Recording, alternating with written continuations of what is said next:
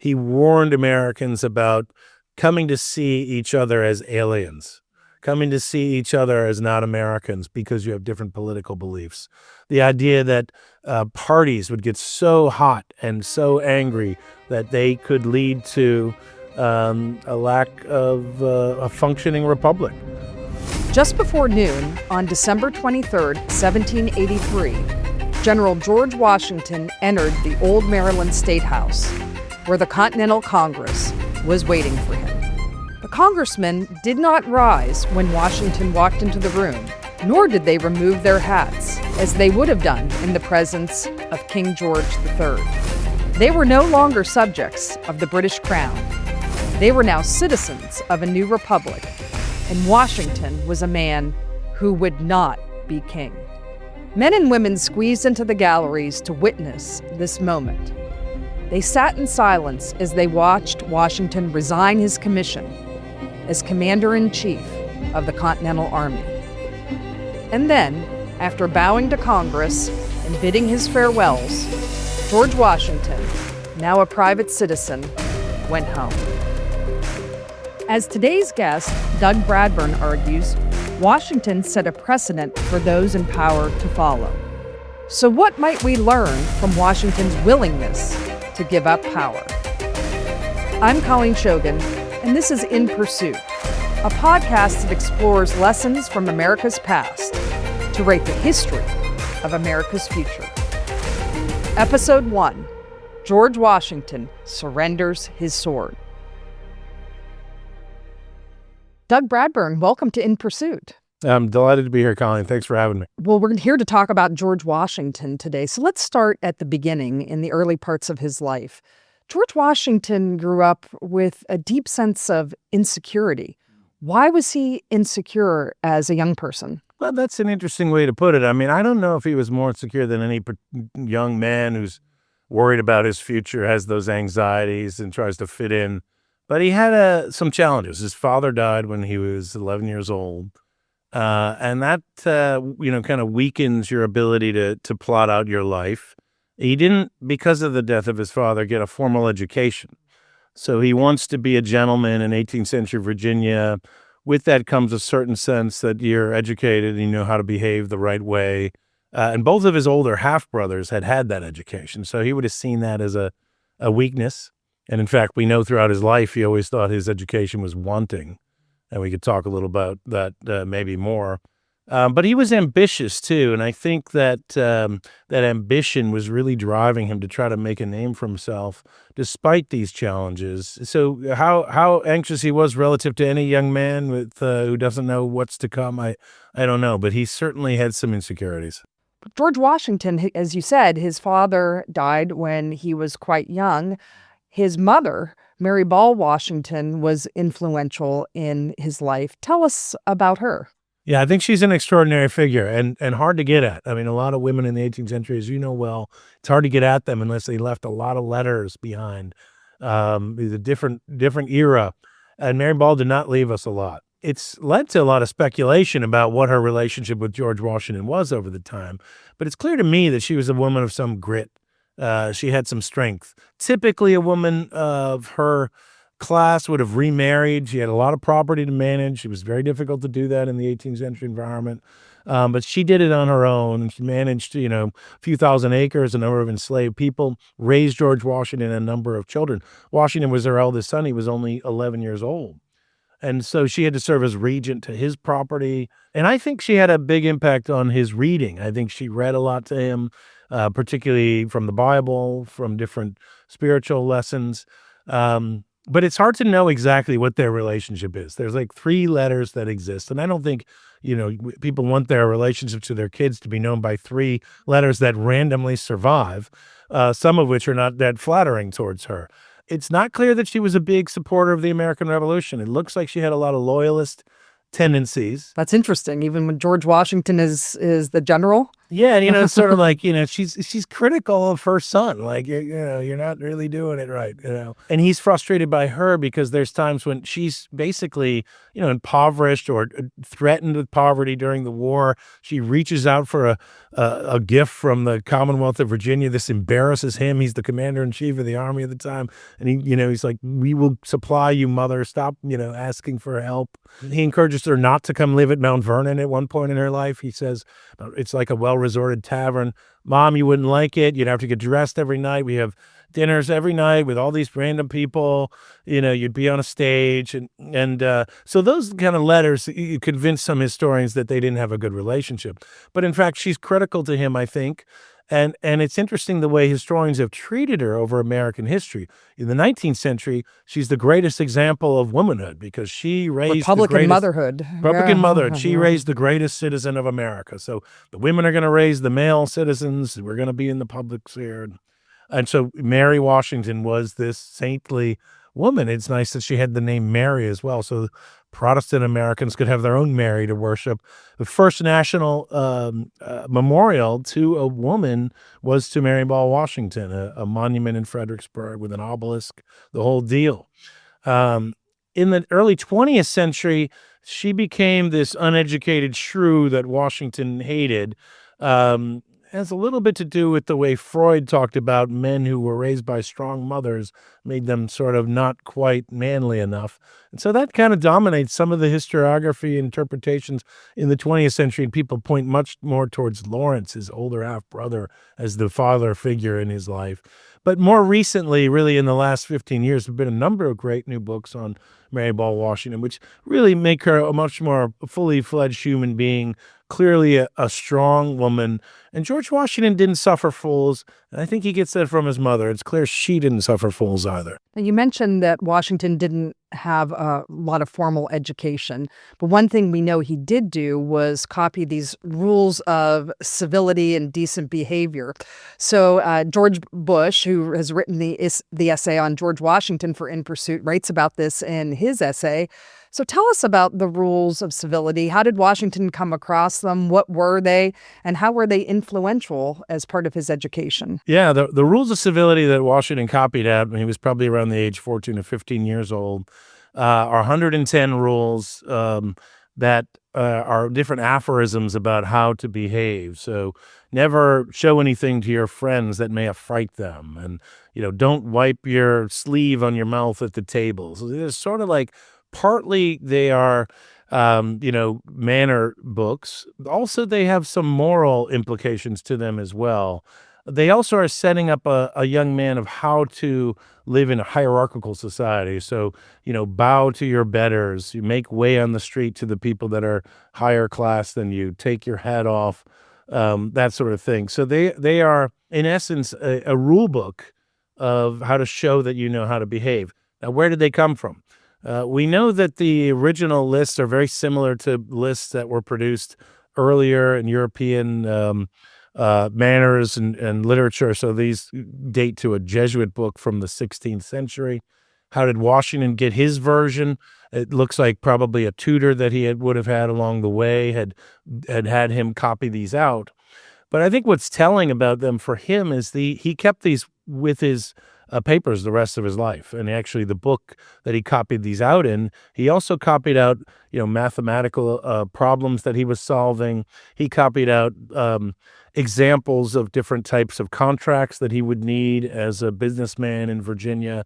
So a useful book for him that showed him not only how to behave, but how to do business in the world that he was trying to enter into. And finally, I'll say that, these rules, which are, they're rules about how to behave in a polite way, but they're also, they're tinctured with this kind of, very strong sense of ethics throughout them, that you want to behave in a way that represents your reputation at the highest level.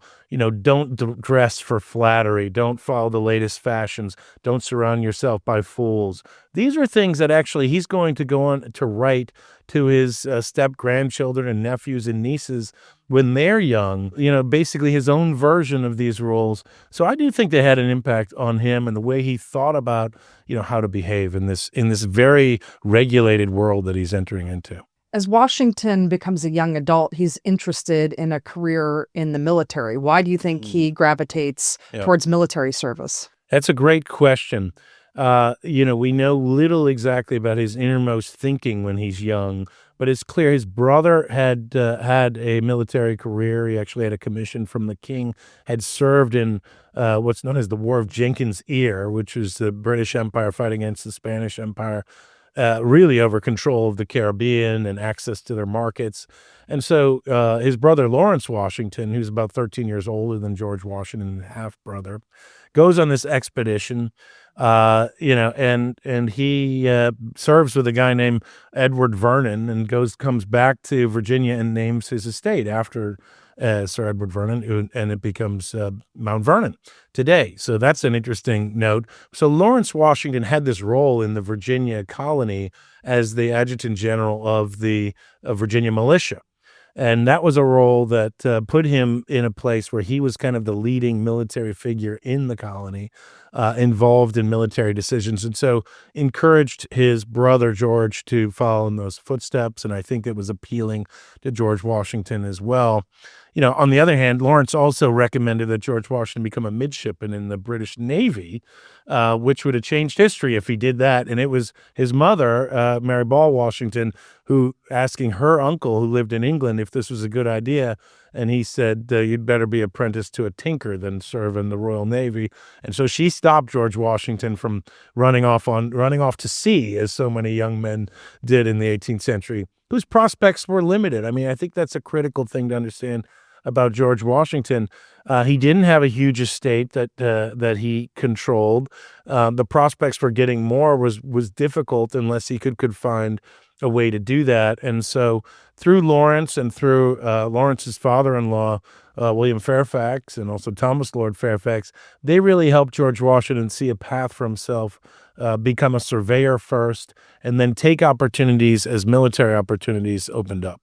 So the military opportunities do open up, and George Washington finds himself actually very close to where I grew up in southwestern Pennsylvania in 1754. So tell us about the stories of Fort Necessity and Jumonville Glen, and what kind of hard lessons does Washington actually learn that summer?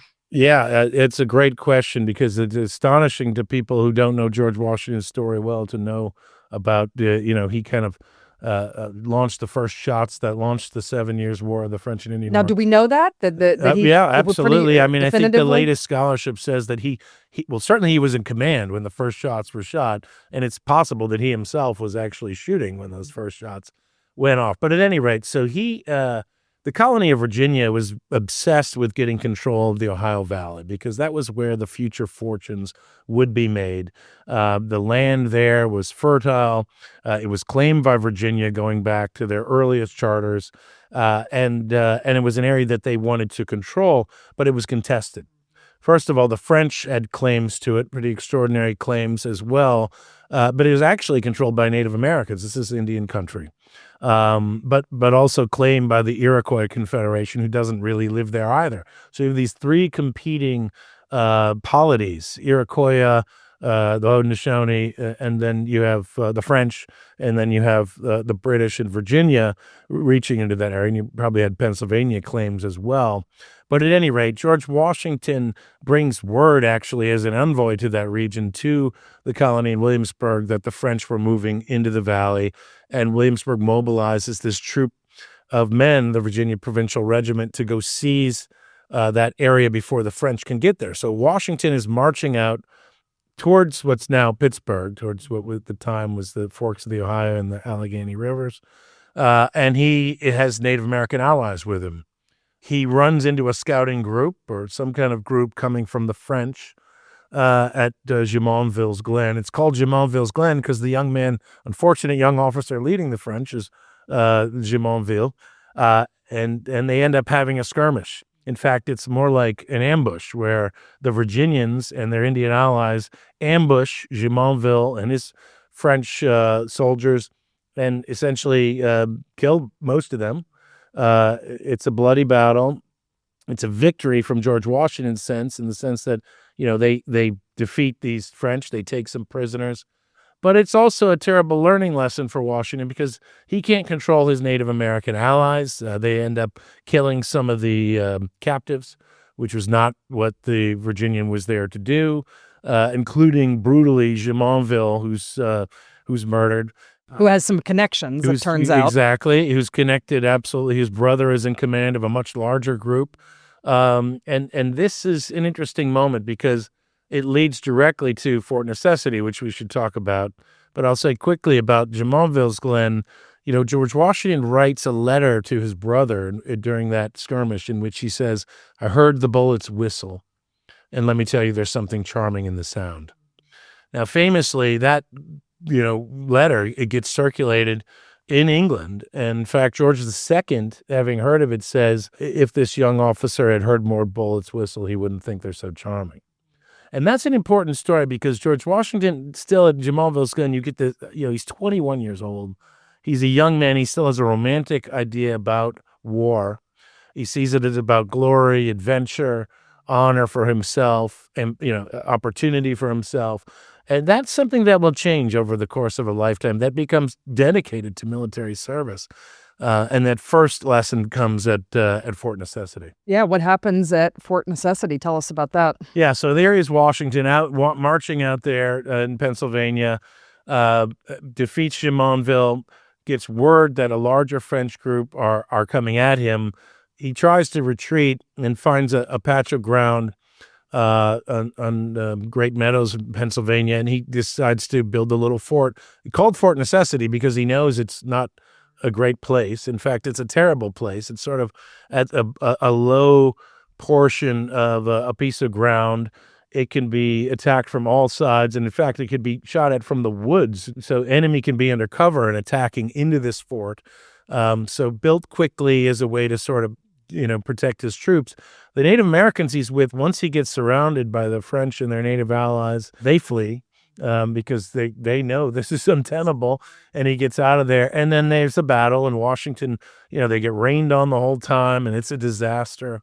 He loses a lot of men, ultimately has to surrender, loses his army, essentially. And in that surrender, he doesn't speak French, and he uses a translator, and he admits to assassinating poor Jumonville in the French, which is going to go on and become important later as the French are trying to, argue that the British are savages and out of control, and they started this war.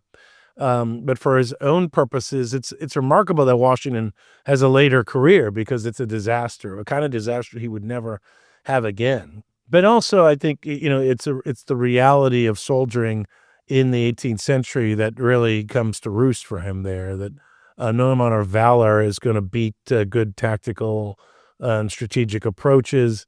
It really is a learning episode for him. How does the lessons that he learns in 1754 and beyond, how does that affect his leadership of the Continental Army during the Revolutionary War? First of all, he never loses an army in the American Revolutionary War. He makes some crazy escapes, as we know. He escapes, in the face of the British in Long Island, and he's very good at retreating, without avoiding losing. to lose. Exactly. Right? Yeah. So don't lose your army. It's one big thing. But the other thing, it's really in the aftermath of Fort Necessity. He goes on to have a long career in the French and Indian War, multiple years, training the Virginia Regiment, defending the frontier, building up the kind of officer corps and training of the soldiers that he needed, constantly getting the supply in place. So one of the things he's really advocating for is when he becomes general of the United States Army for the first time, preparation, practice, training, reading. It takes more than the title to make the officer. That you need to know your business. This isn't just like, oh, I'm in charge now and I'm out here doing things. You actually have to know how to manage an army in the field and take care of your logistics, take care of your men, be concerned about their training, their discipline. And that's a critical thing he does because he builds the American Army, its culture and character from scratch when he becomes the commander-in-chief in 1775. We fast forward into 1783, and Washington, after the Revolutionary War has concluded, and Washington enters Annapolis and is going to resign his commission as the general of the Continental Army. Tell us what happens at Annapolis, and also why is this considered one of the most important moments in American history? The surrender of his commission, the retirement of his sword after the end of the American Revolutionary War was considered one of the greatest acts of the age. And it was something that was very much he'd been promising to do since the very beginning. When he took his commission, he said, "I will give this back when the job is done." He thought the job would be done, I think, a lot quicker than earlier. 8 years. Mhm. But, it is remarkable because this does not happen. Military leaders who win great victories in the European context are rewarded. They certainly don't go back home and, into retirement. They don't take, his whole idea was he would never, be involved in public service or take public gratitude, and certainly wouldn't take control of this new country as a military dictator, which has happened so many times in world history, but before and after him. I mean, in the English context, at the end of the English Civil War, Oliver Cromwell marches into Parliament and says, "You have sat too long here," and rules with his army for the next 10 years as the Lord Protector. I mean, overthrows this parliamentary regime. And that was the English tradition. And then, of course, we see what Napoleon does at the end of the French Revolution, declaring himself emperor. Other revolutionary leaders like Stalin, goes on to become dictators. We see it in the Castros. There's so many others revolutionary leaders who become military dictators because they feel like they're the only ones who can secure the revolution. Washington rejects all that, and in doing so, he's reenacting this incredible story from ancient times of, virtuous Roman generals in the Roman Republic who would step out from their farm, save the Republic, and then go back to the plow. And that's why George Washington is called Cincinnatus, who's this Roman figure, basically partly mythical, partly real. And I think one of the telling stories of this is George III's reaction, his great enemy, who asked Benjamin West, who was a painter painting Queen Charlotte at the time, American-born, what will Mr. Washington do if the United States gained their independency?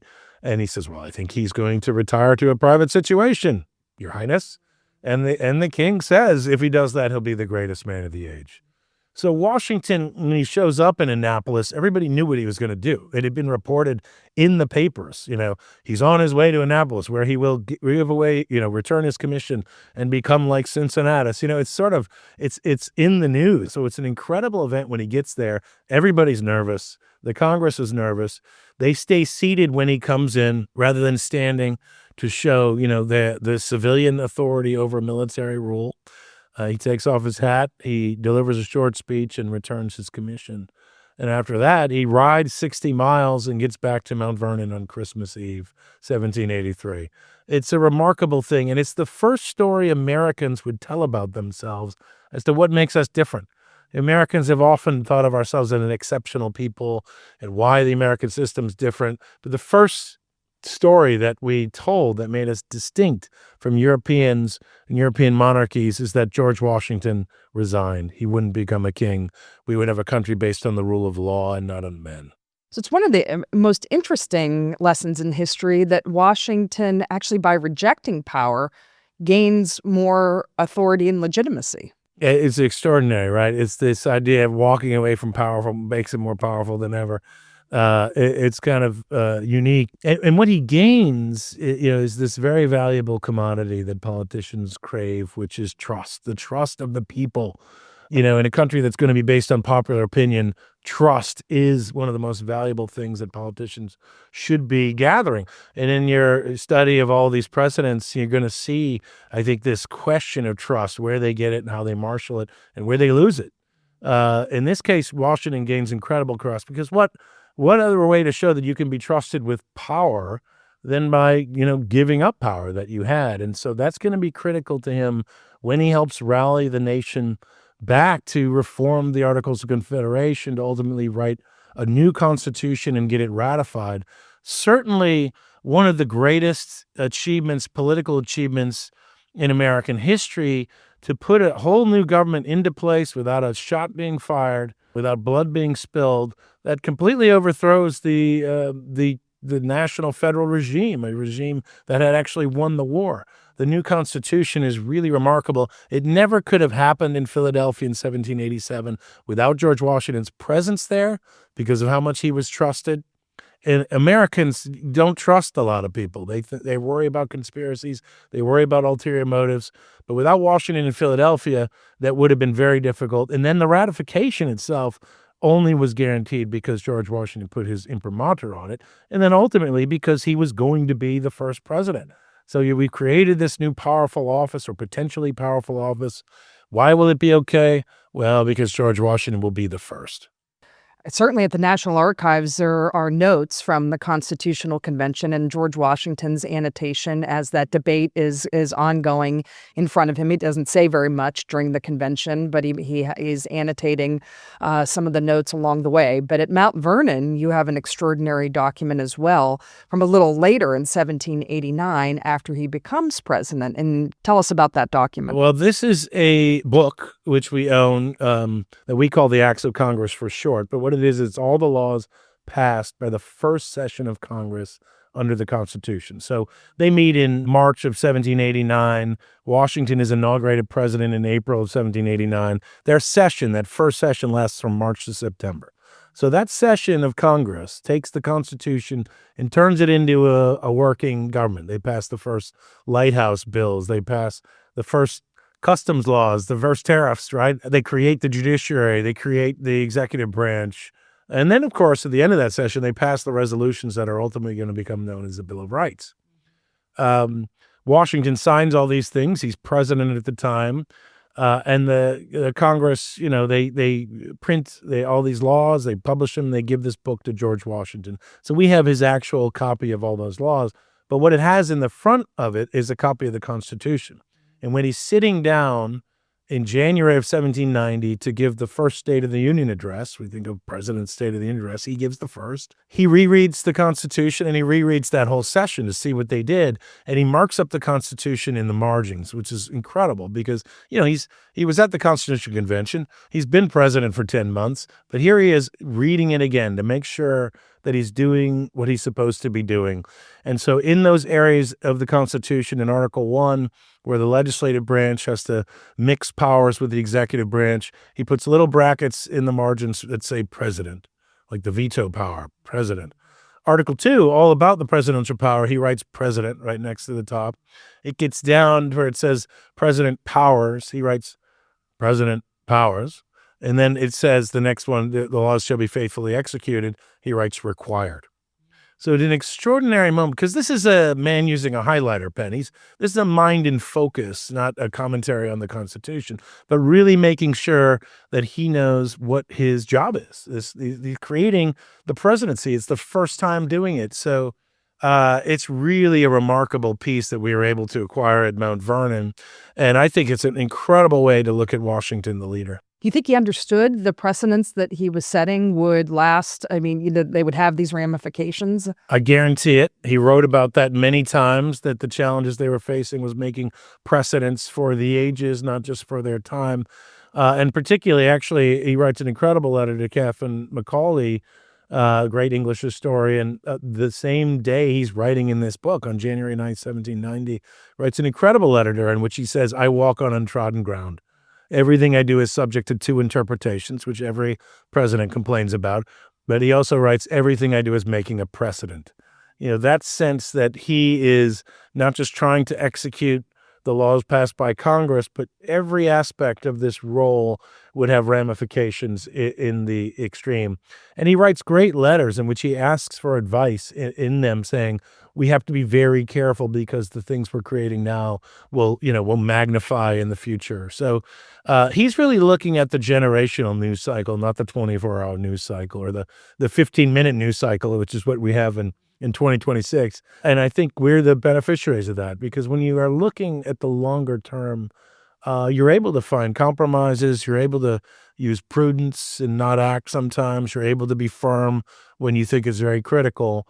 But it allows you perspective, I think. And I'd love to see more leaders thinking about the longer term and not the next election cycle. Did Washington, at the end of his life, did he have any sources of regret? He was a slave owner his whole life.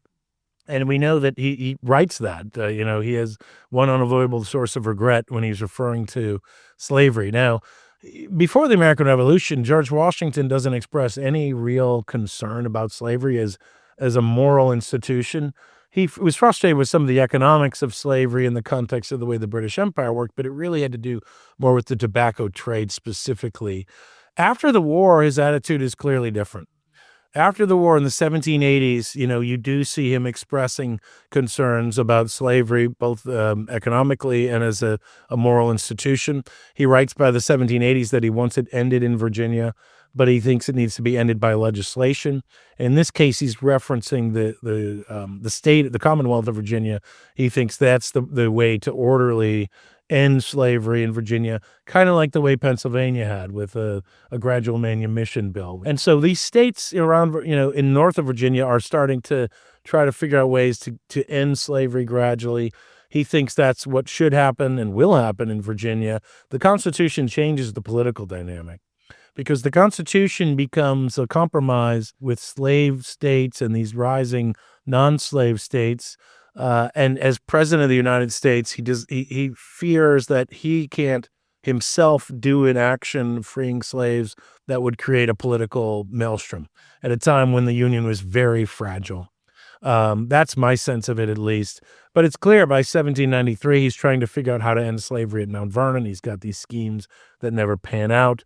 It's clear one of his major challenges is the fact that the people enslaved at Mount Vernon, some of them are owned legally by him. Some of them are owned by the estate of Martha Washington, so not even by Martha Washington, but her children and her heirs, because they were, the estate of her former husband. That's the law. And George Washington can't do anything about that property, but he starts trying to negotiate with some of those heirs in 1796 when he's leaving the presidency, and that never works out. So ultimately, he does free the people he owns at Mount Vernon in his will, but he's not able to free the ones owned by Martha Washington's estate. And the tragedy there, of course, is that many of those families had intermarried. And so there's a human cost beyond the great tragedy of slavery itself. And so I think that's a critical aspect of Washington's, living in a world where he couldn't figure out a route to get out of a system. To us, it looks like perhaps a moral cowardice, but we live in the 21st century and very different constraints upon us. I think it speaks to the limit of even the greatest political leaders in this country to achieve all the things that they thought needed to be achieved. And one of the richest and wealthiest men in the young United States still isn't able to get out from under the institution or structure that slavery's power. That's right. And actually, a lot of his wealth was actually in enslaved people, and certainly in land as well. He wasn't able to find a way. But yeah, that was certainly a regret to him and an expressed regret to him, and I think a critical one. But I do think, his moral leadership in the 18th century context was important in the way Americans rethought what political leadership should be in our context. I think his advocacy for religious freedom and tolerance across the board is not as well known. His letter to the Truro Synagogue, an aspirational idea that we all should have freedom of conscience and be able to worship as we please before the First Amendment, before that all the establishments have been broken in the states. A really revolutionary idea about what the American Republic could stand for when it came to personal liberty, and something that I think has played out. Now, our last question, which might be a hard one, particularly for George Washington, is, In Pursuit is trying to locate and identify relevant lessons about our past for our present situation and our future. What can we learn from George Washington? And it might be hard to narrow down given everything that we've talked about today. Well, true, and I can go on and on, so I'll try to be succinct. First of all, he gave us advice in his farewell address that we should be listening to. So in that address to the American people, he warned Americans about coming to see each other as aliens, coming to see each other as not Americans because you have different political beliefs. The idea that parties would get so hot and so angry that they could lead to a lack of a functioning republic, where you could have the administration clogged and not actually governing, where people would start to identify each other as enemies to the project. He saw that in his own cabinet. He saw it in his own lifetime. So he wouldn't be surprised at what he sees throughout American history. But it is a lesson we could learn from. I would say beyond that for leaders, look, I mean, he led with humility, which is a hard value to lead from, but it's a recognition that you have to listen. You have to listen to other people who might know more than you about a subject, particularly when you have the power to make decisions that can lead to life and death, that can affect people's lives. You need to be willing to recognize that you might not have the right answer. It's actually a very powerful way to lead from, because if you say in the opening, this is very hard, but we'll do our best and we'll try to get it done, then if it fails, you can say, I said it was going to be really hard. I mean, that's when he took his commission in the Revolutionary War. He's like, I don't think I can do this, but I'll give it my, Washington always kind of did that, though. I mean, he had kind of a way of doing that. Exactly. You do that, and then he got it done. But I think, it's a really good way. You don't have to be the smartest person in the room. You're not supposed to be. You're the leader. You're the ones to bring people together. And I think, his insecurity about his own education, his failures, his early military failures, his recognition that he had sent men to their death in war. These are humbling experiences, and gave him a lot of strength as a leader to listen, to think about the long term, and to recognize that sometimes you have to conciliate with people that don't agree with you. So I would want to see our leaders taking that lesson to heart. The human beings have not changed in 250 years. So those lessons of leading people in this system, I think, still matter. Doug Bradburn, thank you for joining us on In Pursuit. I'm delighted to be here. Thank you, Colleen. To read President George Bush's essay on George Washington and to enjoy other great In Pursuit essays and podcasts, visit inpursuit.org. In Pursuit with Colleen Shogan is a podcast by More Perfect. The series is written and produced by Jim Ambuske. Our theme music is Kleos by Charlie Ryan. Audio mixing by Curt Dahl of CD Squared. Please rate and review the show on your favorite podcast app. And tell us, which Americans inspire you?